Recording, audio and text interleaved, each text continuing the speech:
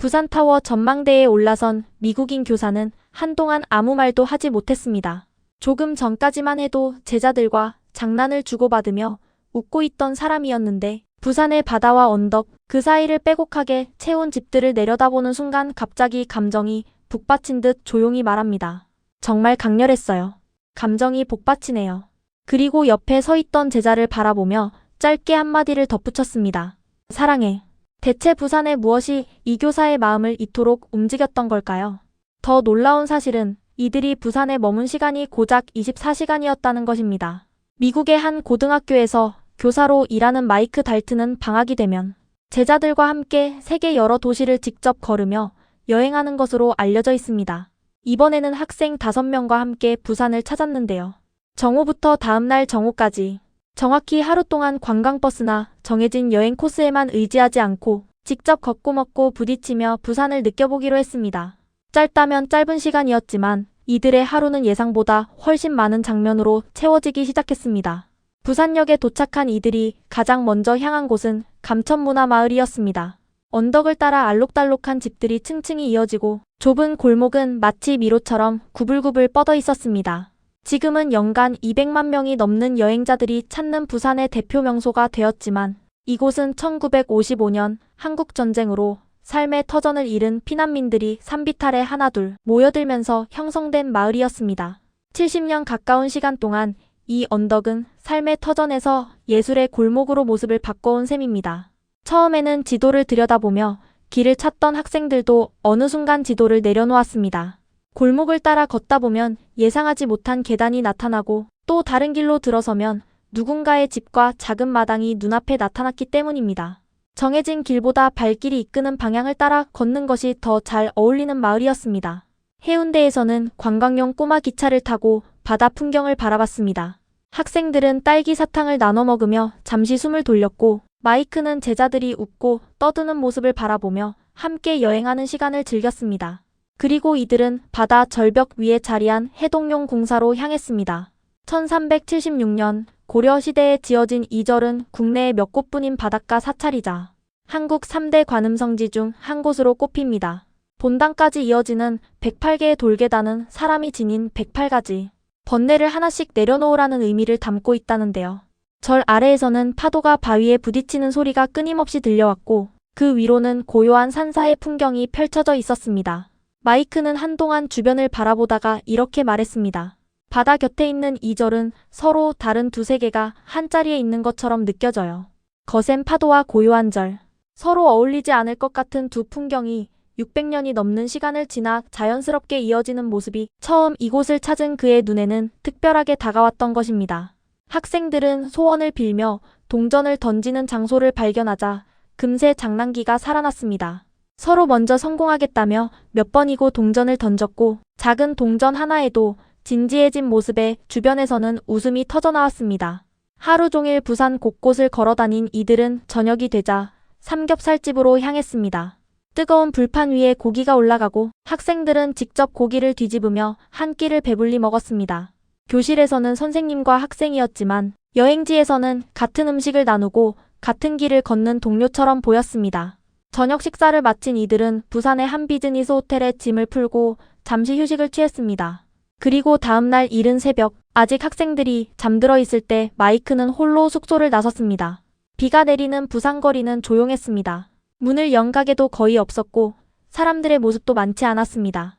그런데 그가 걷는 동안 계속 눈에 들어오는 것이 있었습니다.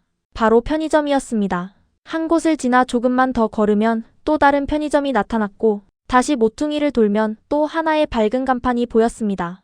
마이크는 결국 카메라를 향해 이렇게 말합니다. I will say though, convenience stores are truly convenient.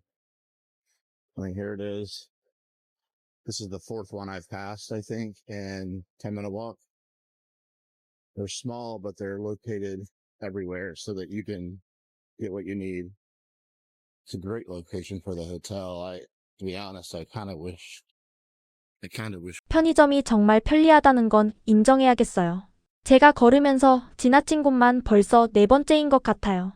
작지만 필요한 물건을 구할 수 있는 곳이 어디에나 있네요. 한국 사람에게는 너무 익숙한 편의점이었지만 미국에서 온 그에게는 도시의 편리함을 가장 쉽게 느낄 수 있는 장면이었습니다. 여행자에게 필요한 물이나 간식, 우산 같은 물건을 시간에 크게 구애받지 않고 구할 수 있다는 것. 관광 명소는 아니었지만 이런 사소한 편리함이 오히려 부산에서의 하루를 더 편안하게 만들어주고 있었습니다. 비가 잦아든 뒤 학생들과 다시 만난 마이크는 자갈치 시장으로 향했습니다.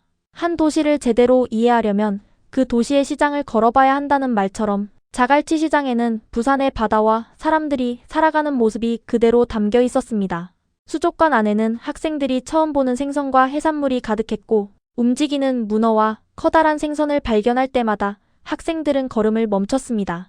그런데 마이크를 가장 놀라게 한 것은 생선의 종류가 아니었습니다.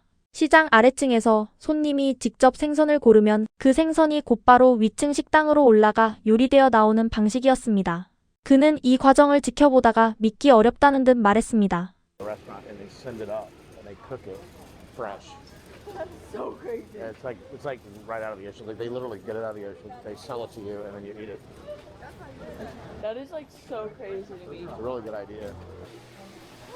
우리가 고른 생선을 위층으로 보내면 바로 요리해주는 거예요. 정말 바다에서 꺼낸 생선을 곧바로 먹는 기분이에요. 이건 정말 좋은 아이디어네요. 한국 사람에게는 자갈치 시장에서 흔히 볼 수 있는 방식이지만 그에게는 처음 경험하는 생생한 시스템이었습니다. 단순히 싱싱한 생선을 파는 데서 끝나는 것이 아니라 직접 고르고 바로 조리된 음식을 먹을 수 있다는 점을 그는 진지하게 높이 평가했습니다.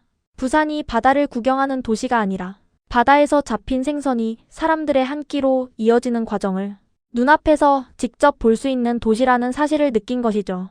시장에서의 놀라움이 채 가시기도 전에 이들은 부산타워로 향했습니다. 전망대에 올라서자 부산의 해안선과 언덕, 그 위에 빼곡히 들어선 집들이 한눈에 들어왔습니다. 학생들은 창가에 붙어 서로 다른 풍경을 가리키며 웃었지만 마이크는 잠시 말없이 아래를 내려다봤습니다. 24시간 동안 함께 골목을 걷고 바다를 바라보고 낯선 음식을 먹고 시장 안을 누비던 순간들이 한꺼번에 떠오른 듯 했습니다. 그리고 바로 그때 줄곧 장난기 넘치던 그의 표정이 달라졌습니다. Cities like this aren't neat or predictable, and that's kind of the point. That's wild. So cool. That did make me feel a lot of emotions. Oh, I lost it. Going down elevator downstairs. Thank you. 정말 강렬했어요. 감정이 복받치네요. 이어 옆에 있던 제자를 바라보며 조용히 말했습니다. 사랑해. 이 말은 단순히 멋진 전망을 봤다는 감탄만은 아니었습니다. 교실을 벗어나 낯선 도시를 함께 걷고 새로운 문화를 함께 경험한 제자들을 향한 교사의 애정이 짧은 한마디에 담겨 있었습니다.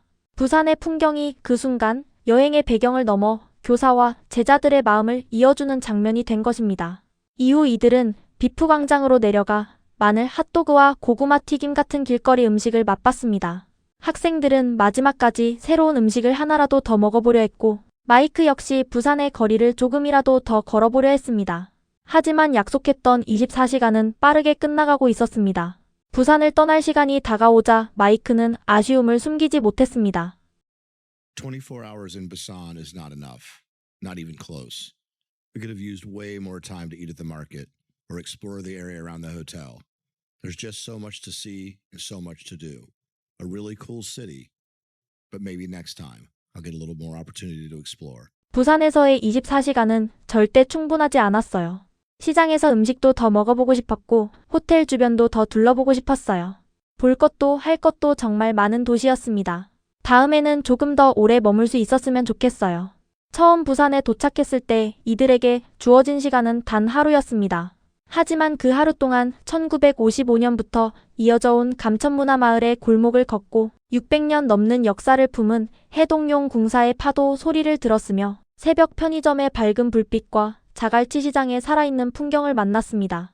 그리고 부산타워에서는 서로의 마음까지 다시 확인했습니다. 마이크가 부산의 풍경 앞에서 감정이 복받쳤던 이유도 바로 여기에 있었습니다. 그가 바라본 것은 단순히 높은 곳에서 내려다본 도시의 모습이 아니었습니다. 제자들과 함께 보낸 24시간의 기억이었습니다. 편의점 하나, 시장의 생선 한 마리, 절 아래에서 들려오던 파도 소리처럼 한국 사람에게는 평범해 보이는 장면들이 이들에게는 오래 기억될 특별한 순간이 되었습니다. 그래서 부산에서의 하루는 충분하지 않았습니다. 그 짧은 하루가 오히려 이들이 다시 부산으로 돌아오고 싶게 만든 가장 분명한 이유가 되었기 때문입니다.